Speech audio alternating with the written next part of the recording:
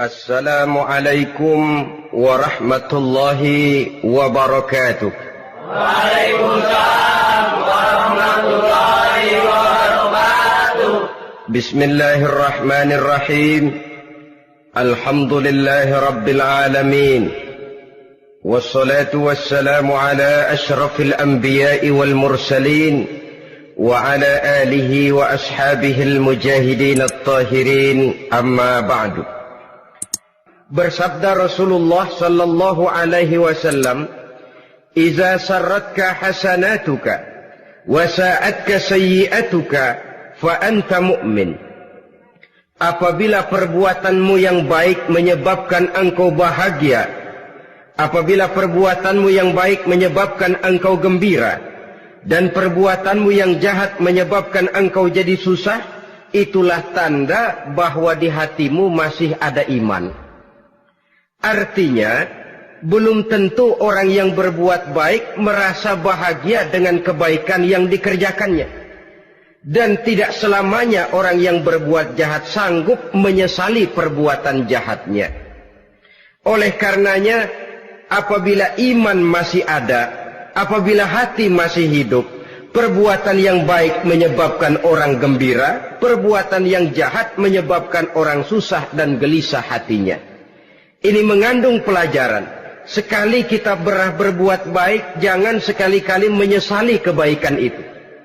Sebaliknya, satu kali kita melakukan kesalahan, hendaknya selalu menyesalinya. Kadang-kadang dalam kehidupan, karena orang tempat kita berbuat baik itu rupanya membalas air susu dengan air tuba, kita lalu menyesali kebaikan. Lahirlah kata-kata, "Nyesal saya nolong dia." Ibarat pepatah katanya, nolong anjing kejepit. Waktu kejepit setengah mati kita tolongin, begitu selesai dia dari kejepitnya malah kita digigitnya.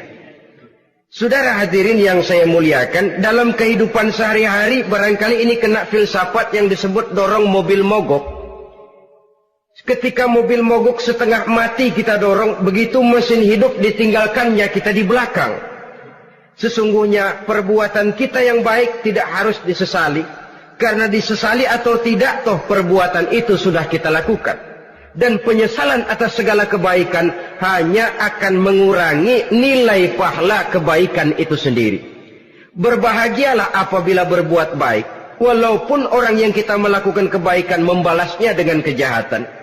Menyesalah apabila berbuat kesalahan, apabila melakukan dosa, karena itu pertanda nilai iman yang masih hidup dalam jiwa kita. Saudara-saudara kaum muslimin yang berbahagia, jadi sungguh pun pahala dan dosa sesuatu yang abstrak, efeknya jelas dia mendatangkan kebahagiaan atau membawa kepada kegelisahan batin di dalam kehidupan manusia.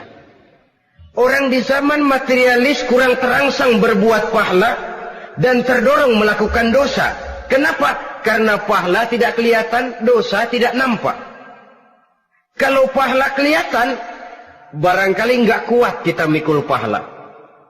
Kalau dosa benjol, umpama tiap bikin dosa palanya benjol, barangkali sudah nggak karu-karuan kepala kita. Baik pahala, baik dosa, sesuatu yang tidak nampak oleh pandangan mata zahir, tapi yang punya efek dalam kehidupan ini. Orang yang banyak pahalanya dengan orang yang banyak dosanya, kalau dia berjalan barangkali sulit kita membedakan. Tapi efeknya dalam kehidupan ini jelas adanya. Sesuatu yang bernama pahala kita perlukan, karena hidup tidak berhenti hingga di sini. Sesuatu yang bernama dosa harus kita hindarkan, karena ada kelanjutan sesudah hidup yang sekarang ini.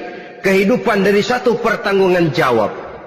Itu sebabnya Imam Ghazali dalam bahasa yang indah sekali berpesan, "Jaddidis safinah fa innal bahra amiq wa khuziz zad fa innas safara ba'id."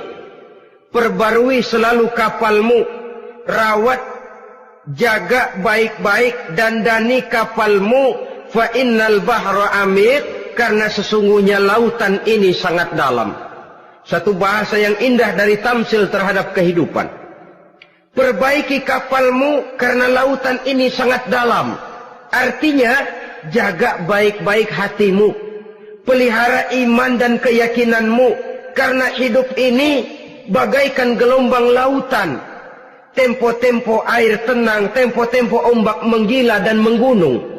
Jaga iman baik-baik karena hidup penuh dengan cobaan dan ujian. Itu maksudnya. Wa khuziz zad fa inna safara ba'id. Dan bawa bekal yang banyak karena perjalanan hidup ini sangat panjang. Perjalanan ini sangat jauh. Kita kalau pergi keluar kota tentu saja membawa bekal. Makin jauh kota yang akan kita tuju, makin banyak bekal yang harus kita bawa. Alangkah sengsaranya manusia apabila dia akan pergi ke satu kota yang jauh, modalnya cuma nekat. Bagaimana nanti di sana sajalah. Tidak membawa bekal sebagaimana yang sewajarnya. Hal yang semacam ini senangnya sih belum tentu, keblangsak dan susahnya sudah kebayang. Itu dalam kehidupan di dunia ini. Bagaimana kalau sudah bicara tentang kehidupan yang akan datang? Karena sesungguhnya hidup ini merupakan satu perjalanan yang sangat panjang. Sejak kita tinggal di alam arwah, pada saat jasad belum lagi diciptakan Allah, ruh sudah diciptakannya lebih dahulu. Sampai kemudian kita pindah ke alam rahim, alam kandungan ibu. Untuk kemudian berpindah kepada kehidupan dunia. Dari dunia ini kita pindah ke alam barzakh. Di sana tinggal kita 100 tahun mungkin, 100.000 tahun mungkin, 1 juta tahun mungkin, menunggu saat datangnya kiamat. Lalu dari alam barzakh pindah kita ke alam akhirat. Satu perjalanan yang sangat panjang. Alangkah malangnya, alangkah sengsaranya jika tahu kita begitu panjangnya perjalanan hidup ini, tidak ada bekal yang kita bawa. Artinya kesengsaraan, kesulitan yang bertali-tali sudah jelas akan menimpa kita. Kalau pergi kita keluar kota membawa bekal uang, membawa bekal makanan, apa bekal yang mesti kita bawa?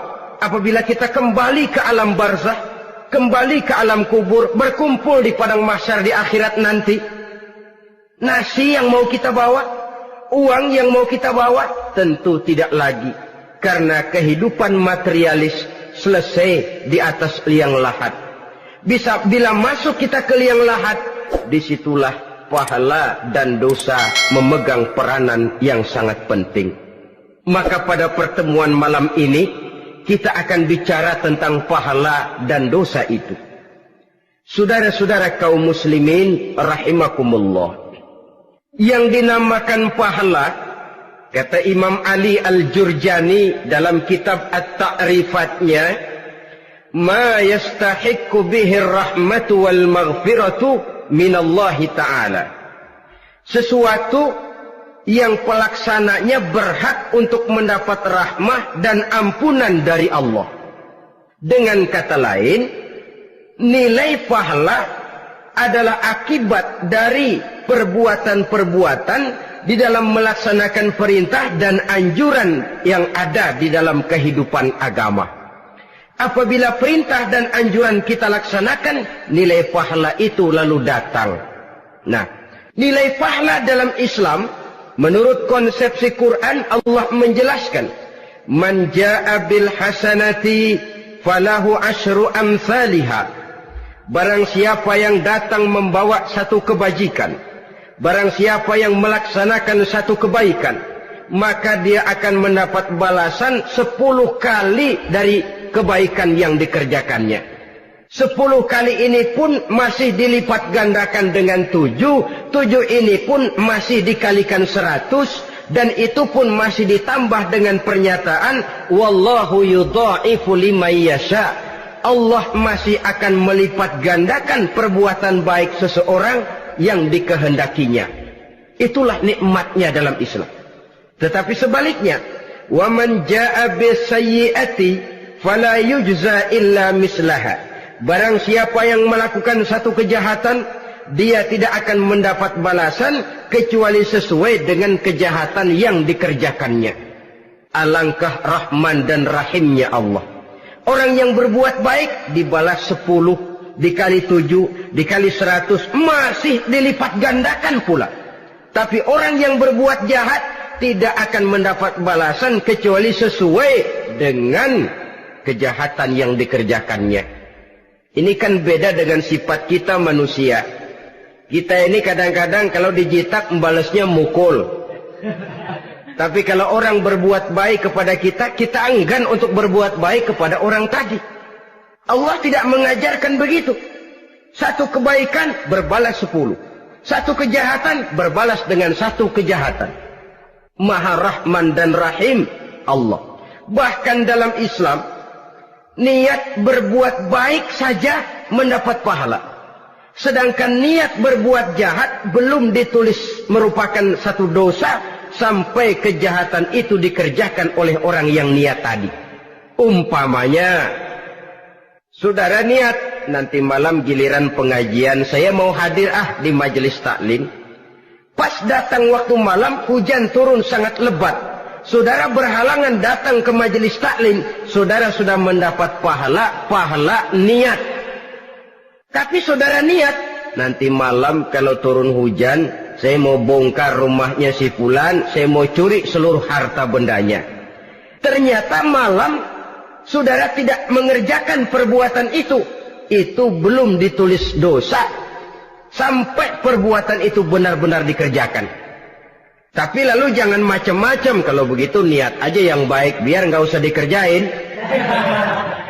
Niat aja pengen ngaji walaupun tidak ada niatan untuk ngaji. Allah lebih tahu tentang apa yang terdetik di dalam hati sanubari kita. Itulah sebabnya sangat dianjurkan orang untuk melakukan segala macam kebajikan. Dan dianjurkan orang menjauhkan segala macam bentuk kejahatan. Karena dia akan berefek melahirkan dosa dan pahala. Dosa dan pahala itulah alat untuk memperoleh kebahagiaan di alam kubur, di padang mahsyar, sampai di akhirat nanti. Di dunia ini mungkin segalanya bisa kita beli dengan yang namanya uang. Keamanan kita bisa menyewa petugas untuk menjaga rumah kita. Kendaraan yang mewah bisa kita beli. Udara yang sejuk bisa kita ciptakan. Siapa banyak uang, dia raja. Mungkin itu di dunia. Tapi bisa apa uang kalau kita sudah masuk ke alam kubur? Bisakah munkar nakir kita sogok? Udah karkir, jangan nanya nih, cepet. Bisakah malaikat azab menyingkir dengan uang semir? Ternyata tidak. Untuk memperoleh kebahagiaan di sana, nilai pahala. Kesengsaraan akan kita dapat kalau kita banyak menumpuk dosa. Oleh karena itu jangan beranggapan, pahala nggak kelihatan, dosa juga nggak kelihatan, biarin saja. Yang tidak kelihatan ini pada waktunya akan memegang peranan yang sangat penting. Tapi tidak cuma untuk menghadapi hidup di situ, kita lalu harus berbuat baik dan meninggalkan yang jahat. Terutama juga di dunia ini. Toh pepatah bilang gajah mati meninggalkan gading, harimau mati meninggalkan belang. Apa yang akan kita tinggalkan setelah kita mati? Kita ingin jasad kita boleh hancur terkubur tanah, tapi nama kita ingin hidup terus, dikenang orang 100, 1000, bahkan 1.000.000 tahun yang akan datang. Ditulis orang dengan tinta emas dalam sejarah, tercatat kita sebagai orang baik-baik. Saudara-saudara kaum muslimin rahimakumullah. Lalu perbuatan apa yang bisa mendatangkan pahala itu? Saudara-saudara, semua perbuatan yang diperintah dan dianjurkan oleh Allah, yang dikerjakan dengan ikhlas hanya untuk mencapai ridho Allah, mendatangkan pahala. Kadang-kadang menurut pendapat kita remeh, tapi nilainya di sisi Allah besar. Itu pahala. Menghitung pahala itu hak prerogatif Allah. Perbuatan yang ringan Allah mau berikan ganjaran yang besar, itu urusan Allah. Misalnya, kata Nabi, la tahkiranna minal ma'rufi syai'an. Jangan kamu menganggap remeh perbuatan baik walaupun kecil. Jangan merasa sulit melakukan perbuatan yang mengandung pahala. Bertemu dengan teman, muka kita cerah, berpahala. menyingkirkan duri di jalanan berpahala, menolong orang yang sesat, memberitahu orang yang bertanya berpahala. Tidak sulit kalau kita mau. Yang diperintah dan dianjurkan oleh agama itu perbuatan yang mengandung nilai-nilai pahala. Masalahnya cuma tinggal mau atau tidak dan dikerjakan dengan ikhlas. Bertemu teman mukanya cerah, pahala. Menyingkirkan duri di jalanan, pahala. Sedekah, pahala. Tidak berupa perbuatan, bisa berupa ucapan. Misalnya bersolawat, pahala. Bertasbih dan bertahmid, pahala. Kata Nabi, kalimatani khafifatani 'alal lisan, saqilatani fil mizan. Ada dua kalimat yang enteng di lidah tapi berat di timbangan akhirat nanti. Apa itu? Subhanallah walhamdulillah. Itu kan amalan yang ringan, perbuatan yang mudah saja, tapi nilainya demikian besar dalam pandangan Allah. Jadi pendeknya, perbuatan yang bernilai pahala adalah perintah dan anjuran agama yang dilaksanakan dengan ikhlas semata-mata untuk mencapai ridho Allah, itu mengandung pahala. Niat dasarnya itu harus karena Allah. Landasannya harus karena ikhlas. Bukan cuma sekedar basa-basi, tidak karena ingin dipuji orang, tidak karena mengharap tanda jasa, tapi ikhlas semata-mata. Dari perbuatan yang paling kecil dan mudah sekali sampai kepada amalan-amalan yang besar dan memerlukan biaya yang besar, seperti melaksanakan ibadah haji, seperti jihad fi sabilillah, membangun masjid, membangun pondok-pondok pesantren, membangun pusat-pusat kesehatan, membangun jalan-jalan umum, termasuk menjaga keamanan. Jangan dikira loh, siskamling umpamanya, menjaga keamanan kampung tidak berpahala. Kalau diniatkan ibadah, menjaga ketenangan warga supaya mereka tekun ibadah, ikhlas karena Allah, itu juga bernilai ibadah. Keluar kita dari rumah, pergi pagi, pulang sore, peras keringat, banting tulang cari nafkah buat menghidupi anak istri kita. Kalau diniatkan ibadah, melaksanakan kewajiban sebagai kepala rumah tangga, membantu orang tua sebagai anak, itu juga perbuatan-perbuatan yang mengandung pahala. Yang terbaik sesuai dengan bidang kehidupan kita. Ada orang yang dinamakan abid, ahli ibadah, pahala yang paling baik bagi dia, banyak-banyak tahajud, sembahyang malam, wirid, zikir, tasbih. Ada yang dinamakan orang alim, pahala yang paling baik buat orang macam ini, mengajar, menyebarkan ilmu, mendakwahkan Islam. Ada yang disebut wali, pejabat pemerintah, petugas. Amalan pahala yang paling baik buat orang semacam ini, melayani masyarakat, bekerja di bidangnya sesuai dengan profesinya. Saudara hadirin yang saya hormati, jadi dengan demikian, perbuatan-perbuatan yang mengandung nilai-nilai pahala ini bisa perbuatan yang menurut kita kecil namun punya nilai besar. Apalagi perbuatan besar dengan biaya yang besar, tentu makin besar juga pahala yang disediakan oleh Allah Subhanahu wa ta'ala. Oleh karenanya, kalau kita bercermin dari ayat Quran, hidup ini kesempatan untuk berbuat baik. Huwallazi khalaqal mauta wal hayata liyabluwakum ayyukum ahsanu amala. Dialah Allah, Tuhan yang telah memberikan hidup dan mati kepadamu untuk menguji kamu, siapa di antara kamu yang paling baik amal perbuatannya. Jadi tidak saya rinci, tapi cukuplah satu penjelasan global. Perbuatan yang berpahala adalah perbuatan melaksanakan perintah Allah atau anjuran Allah dengan dasar ikhlas, dengan tujuan untuk mencapai ridho Allah semata-mata. Lalu apa perbuatan yang mengakibatkan dosa itu? Saudara-saudara, dosa lahir akibat melakukan larangan Allah atau mengerjakan yang dicelaknya. Nah, para ulama ada yang membagi dosa itu menjadi dua bagian. Ada dosa-dosa kecil, ada dosa-dosa besar. Tetapi sebenarnya ditinjau dari segi hakikatnya, kalau sudah melakukan satu kesalahan yang mengakibatkan dosa, jangan dilihat besar dan kecilnya, tapi kepada siapa dosa itu kita kerjakan. Sebab kalau dosa kita anggap satu yang kecil, orang akan terangsang untuk mengerjakan yang kecil-kecil saja. Sehingga dengan demikian, yang kecil pun akan menjadi besar kalau ditumpuk-tumpuk. Sedangkan yang besar bisa saja menjadi kecil kalau selalu diiringi dengan permohonan ampun kepada Allah. Itu sebabnya para ulama sufi, orang-orang tasawuf mengatakan, la saghair ma'al istimrar, wala kabair ma'al istighfar. Tidak ada dosa yang kecil kalau dikerjakan terus-menerus.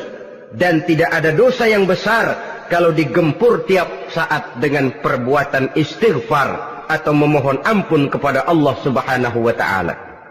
Cuma saja pada umumnya, karena dosa-dosa kecil itu lebih mudah taubatnya, dan ada janji Nabi, barang siapa yang meninggalkan dosa-dosa besar akan diampuni dosa-dosanya yang kecil-kecil. Oleh karena itu, pada kesempatan ini kita akan juga bicarakan apa saja yang termasuk klasifikasi dosa-dosa besar, dengan harapan kita bisa menjaga diri, menyelamatkan diri, jangan sampai terjatuh ke dalam dosa-dosa yang besar tadi. Tetapi bukan berarti kita harus terangsang melakukan dosa-dosa yang kecil. Biarin kecil ini, tobatnya gampang. Dosa kelas teri. Dosa itu kan tidak kelihatan. Lalu terangsang melakukan perbuatan dosa-dosa walaupun kecil, kalau berlarut terus-menerus dia akan tumbuh menjadi dosa yang besar. Oleh karenanya jangan sampai mengundang pengertian kalau kita membicarakan dosa-dosa yang besar lalu terangsang melakukan dosa-dosa yang kecil. Karena bagaimanapun juga dosa kecil dan dosa besar sama dalam arti kepada Allah kita melakukan kesalahan. Dan dosa yang kecil pun kalau bertumpuk, dia akan menjadi banyak. Saudara-saudara kaum muslimin rahimakumullah. Ada beberapa jenis dosa-dosa besar. Jenis yang pertama, asyirku billah. Syirik atau menyekutukan Allah.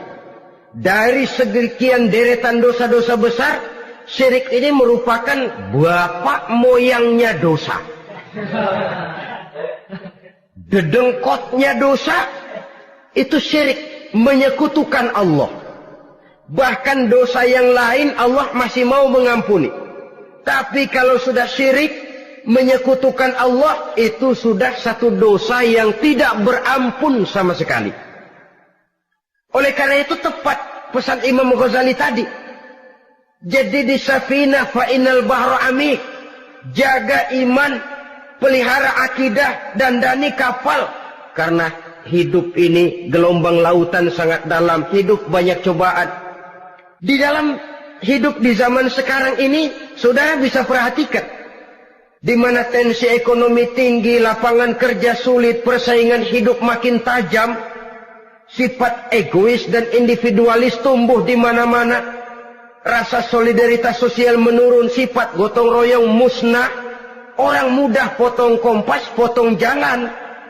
Ingin cepat kaya, ingin cepat naik pangkat, ingin dapat kedudukan. Kadang-kadang akidah pun terjual, akidah pun musnah, jatuh ke jurang syirik pun tidak jadi soal. Itu yang kita khawatirkan. Kalau dosa-dosa yang lain Allah masih mau mengampuni, tapi kalau sudah jatuh kepada syirik, Allah sama sekali tidak akan memberikan ampun. Dalam kaitan dengan ini barangkali tepat sinyalemen Imam Ali itu. Andai kata kemiskinan merupakan satu kepribadian, saya akan membunuhnya lebih dahulu. Artinya memang kemiskinan ini sering mendorong orang kepada jurang kemusyrikan. Tidak tahan menghadapi godaan perut akibat tensi ekonomi yang tinggi, lapangan kerja yang sulit. Iman pun jadilah ditukar dengan 3 liter beras. Akidah pun jadilah dibarter dengan 3 bungkus supermi, dengan pakaian bekas, dengan obat-obatan. Tidak jadi soal baginya mengejar kebahagiaan yang relatif singkat dengan mengorbankan kebahagiaan yang abadi. Persis ibarat pepatah, nyari jarum kampak hilang. Mencari sesuatu yang kecil, yang besar jadi sia-sia. Membela perut, mengorbankan akidah. Na'udzubillah summa na'udzubillah. Saudara-saudara kaum muslimin rahimakumullah. Ini fakta. Ini kenyataan.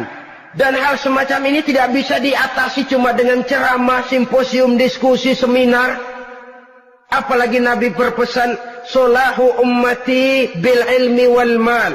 Umatku hanya bisa menjadi baik akidahnya dengan ilmu dan harta. Itu bahasa Nabi. Kalau bahasa kita sekarang, dengan ekonomi dan pendidikan. Ilmu, pendidikan, ekonomi, harta. Tanpa itu, sangat besar kemungkinan kita bisa menjual akidah terjerumus di lembah kemusyrikan. Maka terutama kepada saudara-saudara saya, muslimin yang terpencil jauh dari kota-kota besar, yang kadang dalam kehidupan seharinya imannya sering digoda oleh supermi, akidahnya sering ditantang oleh pembagian beras, pakaian-pakaian bekas, obat-obatan dan sebagainya. Jaga dan bentengi akidah kita. Lebih baik nyawa berpisah dari badan, asal iman jangan berpisah dari hati. Kepada adik-adik saya para remaja, para pemuda di kota-kota besar, yang iman dan akidahnya sering ditantang dengan minuman-minuman keras, fasilitas-fasilitas yang menghanyutkan, yang secara terarah dan praktis sedikit demi sedikit menggiring kita untuk keluar dari nilai-nilai akidah. Hati-hati, jaga baik-baik, sebab intan paling mahal, mutiara paling berharga, tidak lain nilai iman ini. Tergelincir kita daripadanya, jatuh ke lembah kemusyrikan, jatuh ke satu dosa yang teramat besar, yang Allah tidak akan pernah memberikan ampun lagi. Ini dosa besar yang pertama. Yang kedua, qatlun nafsi illa bil haq. Membunuh orang tanpa alasan yang benar. Di zaman kesulitan ekonomi kadang-kadang orang mudah nekat. Tengok saja, kadang-kadang karena pasar uang 100-200 perak saja nyawa bisa melayang. Kadang-kadang karena urusan yang remeh, salah omong, salah ambil, salah ucap, salah pegang, nyawa bisa jadi melayang. Alangkah murahnya nyawa, seakan-akan kita yang punya. Padahal nyawa itu hak milik Allah. Tidak pantas kita merampasnya, tidak pantas kita menghilangkannya dari jasad seseorang. Oleh karenanya, membunuh orang merupakan satu dosa yang sangat besar. Jangankan kepada orang yang seakidah, orang yang lain akidah saja pun, kalau dia hidup berdamai, rukun, berdampingan, kita harus melindungi. Apatah lagi teman seakidah sendiri. Saudara-saudara kaum muslimin rahimakumullah.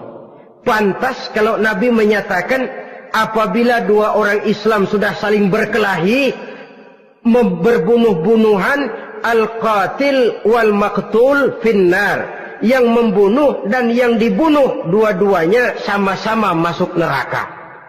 Sahabat heran, ya Rasul, kalau yang membunuh masuk neraka sih wajar, tapi yang terbunuh kok neraka juga, kenapa? Kata Rasul, sebenarnya dia juga cuma sudah niat untuk membunuh, cuma keduluan saja. Andai kata dia tidak terbunuh, tentu dia yang akan membunuh. Saudara-saudara kaum muslimin rahimakumullah. Islam sesuai dengan namanya adalah agama damai. Kita tidak boleh mencari-cari musuh. Walaupun tidak boleh lari kalau bertemu musuh. Oleh karenanya, pantang seorang muslim menimbulkan benih keonaran menjadi biang kerok buat lingkungannya. Sesuai dengan namanya, seorang muslim adalah seorang yang dalam hidup senantiasa berusaha menebarkan salam, menebarkan kedamaian, ketenangan dan ketentraman. Dengan prinsip, musuh jangan dicari, bertemu pun jangan lari. Yang ketiga, termasuk dalam kelompok dosa besar ini, syurbul khamr, meminum minuman keras. Termasuk di dalam kata khamr ini ganja, morfin, narkotik. Sebab apa? Jenis minuman semacam itu tidak hanya merusak keadaan sekarang, tapi sekaligus merusak kehidupan yang akan datang. Kalau itu jatuh di tangan generasi muda, artinya kan merusak.